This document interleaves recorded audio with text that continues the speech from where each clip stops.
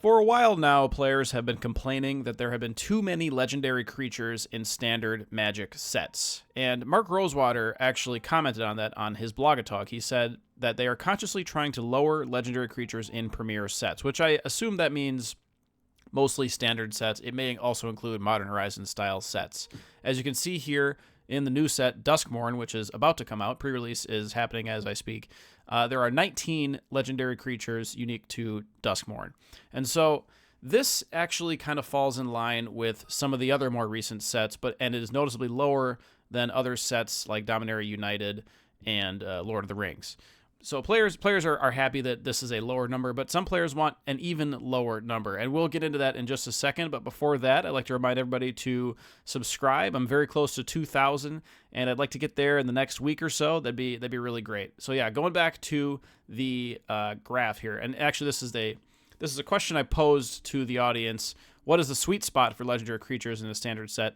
And most people said 0 to 9 or 10 to 19. That was 96% of the respondents said 19 or less, essentially. And so this is really been gaining momentum as of late because there are so many legendary creatures in Magic now that let's see. Let's actually find out here. I should have typed this in earlier, but here we go. Is Commander and game paper. There are 2,324 legendary creatures that are legal in Commander right now. Well, not quite. There's a little bit less. There's a couple that are banned, but roughly 2,300 legendary creatures in Commander. That's a lot. I mean, there are still some gaps in like some of the shard wedges and stuff like that, but nevertheless, there are a lot of cards that you can play as your Commander nowadays, and so players are liking the Duskmourn trend of 19 cards. This is kind of the upper limit, according to my poll at least, of where people want the legendary creatures to be. And so let's look at the graph here. This is courtesy of Reddit, I believe. Let's see. This was from the poster Piano OK 5877. So they posted the graph of various Magic sets going back to your original Zendikar, or was it Zendikar Return? But anyway, going back to Zendikar. And so they show the peaks and valleys here. Theros had a big spike, Dominaria, War of the Spark, and Dominaria United. And actually, once you got to War of the Spark, the legendary creature count was very high, very consistently. And so I actually noticed in Ravnica Allegiance, it was like Whiplash coming off Dominaria. Like, then that set came out, it was like 8 legendaries. It was a very small number of legendaries in that set. So, yeah, players do not want these peaks. They want it to be roughly in the low 20s or teens range. So let's start to look at some of this. Is also the bigger graph, starting with the set Legends, and there's some big spikes here as well. As you can see, Legends, Portal, Champions of Kamigawa, they all had a lot of Legends in there, and then it dips really low for most sets. Most sets are hovering in the actually even less than 10 until you get to more of the modern like Theros style sets. And then, yeah, Dominaria spikes and everything. There's a consistent spike up here. So let's go to Duskmourn here. So Duskmourn has 19 legends, and my purpose of this video today is to just figure out for a few of these sets, like, could we have cut some of these as legends or just renamed them and made them non-legendary? And in Duskmourn, there's a few that I think could have been made non-legendary. Toby, Beastie Befriender here on the left, I think could have been made a regular creature. It's not very much of a build-around card. It's more of a 99 card. My criteria is that if a card is in the 99, mostly like 99%, then it's not really, it just shouldn't be a legendary creature in a standard set if it's never going to be played as a commander, if it's going to be in like a teeny tiny fraction of decks. The Swarm Weaver, I think you could have just named this card Swarm Weaver, and then it's non-legendary. I know it's a Scarecrow. Yes, there's Insect Spider synergy, but it's just not like, I don't know. That one's a little questionable. Definitely Toby, I think. Norin's Swift Survivalist, I think. I get it. Norin's a funny meme character, but I don't know. No, is anybody going to build this? Like, there can't be that many decks for it. Rip Spawn Hunter. I think you could just rename this to Spawn Hunter. It's a very unexciting effect on this card. So already we have like roughly 4 cards that could have been cut to narrow even Duskmourn down, because people like the number of Duskmourn. I think it could go even lower. Let's look at BLB, Bloomburrow. So Bloomburrow had a few cards that could have been made non-legendary here. I'm going to scroll down here. There's actually not that many. I think Hugs Grizzly Guardian, that one's, I don't know. It's a little bit questionable. Beza, obviously that's one of the elementals. You're not really going to put that as a commander, but I can see why from a story and balance perspective why that was legendary.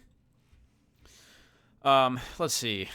Phineas, Ace Archer. This one actually, Bloomburrow had quite a few. It had 25, but a lot of them are like, creature type synergies, and so I kind of get why they did that.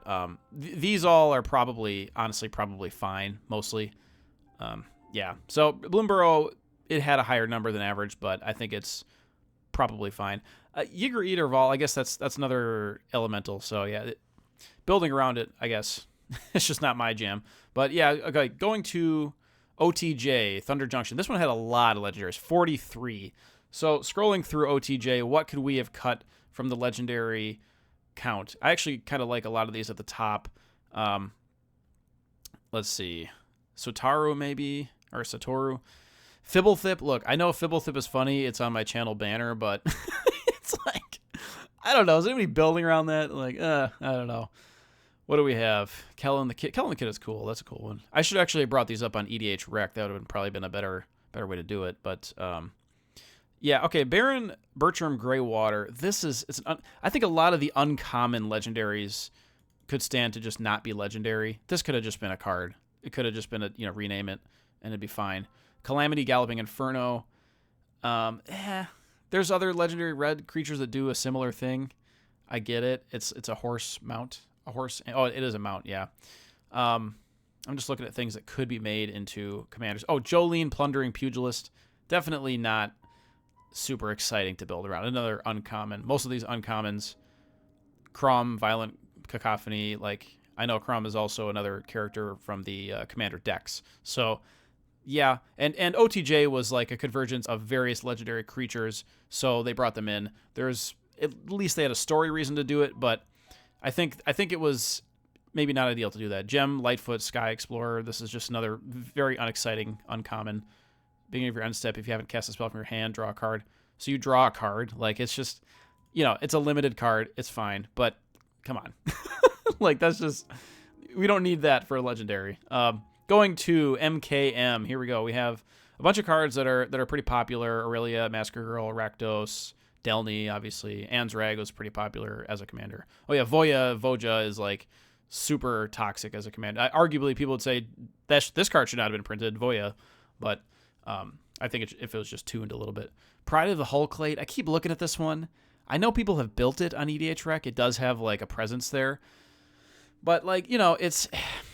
I don't know. Like, you can just play Arcades or something, right? I guess if you don't want to play Arcades, you can play this. It's Simic Defenders. Sure, whatever. Tolsmere has never been exciting. It enters and you get a wolf.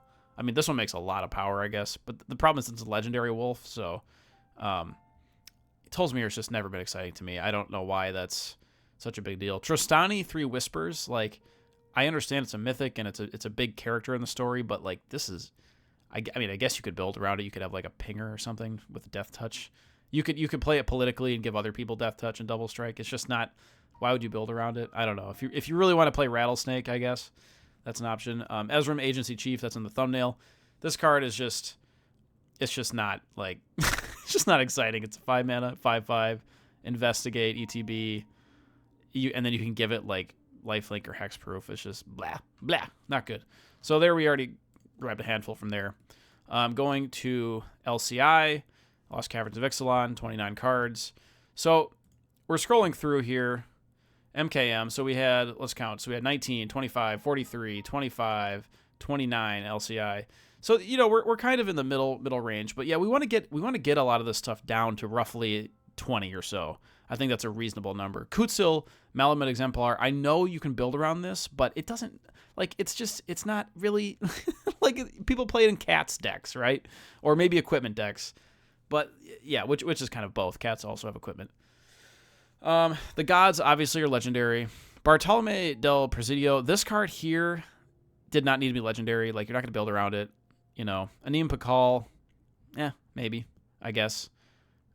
The Okanek Aho Cat, same thing. A lot of these casts did not need to be legendary. going down. I think it's let's see. Firstborn of Geshath. Like, pretty much anything that's uncommon or below can be just taken out of the legendary conversation, in my opinion. I understand people want to play, like, pauper, peasant decks and, have a little bit of a challenge, but I don't think we need, half a dozen uncommon legendaries, in every set. Like, Capricorn Sunborn, like, this doesn't even need to be a legend at all. Like, you discover and you tap, and but it's not very exciting. So, yeah. Going to the next set here, we have WOE. Dude, I am forgetting the name of this. I want to say Rise of Eldrazi. Wilds of Eldraine. Here we go. Wilds of Eldraine. So Sir Ginger is like really cool. Nobody would really build around it, but I understand why that's legendary. A lot of these are interesting. The Goose Mother, I mean, okay, Wilds of Eldraine was kind of like legendary themed. It's like fairy tale style. I don't know if the Goose Mother needed to be legendary to either. I mean, I get it. It's a named character, but yeah. Dreaming Duelist, the fairy here. This could have been just title it Dreaming Duelist. You don't need to you don't need to make it legendary, Again, going back to the theme, uncommons generally, in my opinion, could stand to not be legendary. This is in the thumbnail as well. Old Flitterfang. Each end step of a creature died, you get a food. It's mono black. It has flying. It's a rat fairy with flying. That's weird. Okay, sack another creature, pump it. Like, that's just super unexciting. Like, nobody's gonna build that. So, cutting that one, cutting a bunch of others. Lord of the Rings, I'm not even gonna try. They had like 5 of each legend. And so, like, Lord of the Rings, I understand why they had a lot of named characters. 85. This is also not a standard set. Wait, was it a standard set?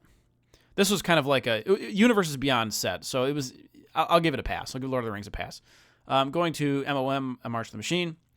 A lot of these I actually like as legends. Most of them, we have 30 cards here. So Inga and Eska. The problem here with March of the Machine is like just the general crux of the theme of the set was like combining different legends. And I think players even complained at the time. It felt a little hokey. It felt a little bit like two Justice League, Oath of the Gatewatch style, where it's like, let's combine by our powers. They did the Dragon Ball Z transformation, and it's like, do we really need Yargol and Multani, Thalia, Gitrog Monster, just characters like Dejaru and Hazaret? Like, we don't need, like, honestly, any of this stuff. I mean, it's goofy. It's funny that they did it. Like, some are really cool. Like, Simone Andina is like a pretty playable, fun commander, but most of these are just not, super exciting. So a lot of them are costed highly too. So I think just the general idea of that was underwhelming. Going to the next set here, we are scrolling back up. Set 1, and this is another of the March of the Machine. Phyrexia all will be 1 here with Elish Norn at the top. And so, yeah, a lot of these, I agree, they should be legends. Skrelv Defector Might, I know it's a named character. It's just not a very fun build around. It doesn't really do much. Let's see. Azuri, Stalker of Spheres. No, that one could be legendary if you have proliferate theme going on. Scrolling down, Kethic Crucible Goliath I think doesn't need to be legendary, but I kind of get why. You could have just called it Crucible Goliath and had the same effect. I don't think that needed to be legend. We have 28 cards. Like, we can cut like quite a few of these. Are there any uncommons? Just call those. Nope. Oh, here we go. Migalaz Maze Crusher. This, just call it Maze Crusher. It's not a legend. This is not legendary at all. Like, it does like minor removal to random thing. It's not very good. So yeah, going to that. Going to the next one. Here we go. Brothers War, Lorna Third Path. I like that one. That's one of my favorite cards from that set. Gix is a fun commander. Urza is good index, although, I mean, obviously it's Urza. It's always going to be legendary, so yeah, I get that. Hajar, Loyal Bodyguard. I think you could have just named this Loyal Bodyguard and then had the same effect, Like, I get why it's legend, because you can put it in, like, Joda legendary style decks, and it's super good there, but, yeah, I guess. Here we go. Queen, Caleb, and Krug. This is just not my style of Boros commander, but it's kind of an interesting, at least that's like an interesting take on Boros. Mishra, see the uncommon legends. Mishra, Excavation Prodigy. Could they not have just called this Excavation Prodigy and then Power Stone Prodigy? Don't even name them Urza and Mishra. Just name them that. Because if you think about it, were they even legendary at that time in the first place? You know what I mean? Like, I don't know. I mean, I'm kind of stretching there a little bit. The Harbin Vanguard Aviator. This is a soldier travel card, but it's you know, you have better cards to build Soldier Tribal around, so you're not gonna do that. So we cut like half a dozen there. Here we go. Scrolling back to DMU, Dominaria United. I don't want to go way too long with this. I'm already 15 minutes here, so you get the idea. Joda, overpowered. Urtai Resurrected. This is not something to build around. It's just like a good effect. I guess you could make it legendary, but it's just like a lot of these cards. My point is that if it's not a build around commander, then why make it legendary? You know, even if it's a named character, just like find a way to make it something else. If it's uncommon, it should have a very good reason to be legendary. And you get the idea. So there's actually quite a few in here. Yeah, Dominaria United had a lot, 48. So going back to the graph, like you can see it spiked in these particular sets. Dominaria United, big spike. But we went back to a better state in Duskmourn. So we'll just quickly scroll through a couple of these here. For some reason, I scrolled down. Crimson Vow at 17. Then we had Midnight Hunt 18. So this is a healthy amount. These each had a healthy amount. And even these, you could probably cut a couple. Like this one, like Denick, Pious Apprentice. Not very exciting. It's kind of like a Geist of St. Traft style card, but it didn't need to be there, you know. Now, the one set I want to complain about is Ravnica, one of the Ravnica sets. M21, I'll give a pass. It's a core set. But one of the Ravnica sets did not have enough legends in it.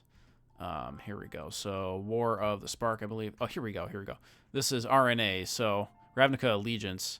This set is just like 8. 8 is not enough. Like, now, granted, these are all pretty cool. Well, not really. Lavinia is not a very exciting legend. Teysa is by far the most exciting to build around, then Judith, and then probably Nicaea. Prime Speaker Vanakafar is just a combo card. It's not exciting at all. That's my opinion. It's just, you're going to play the same game every time. But Teysa was a home run, A+ design on this card. 8, in my opinion, is a little bit too low for a set.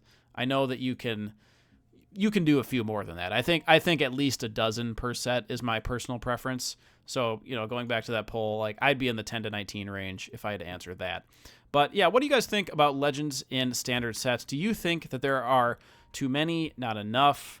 Where is the sweet spot? And did Duskmourn do it right?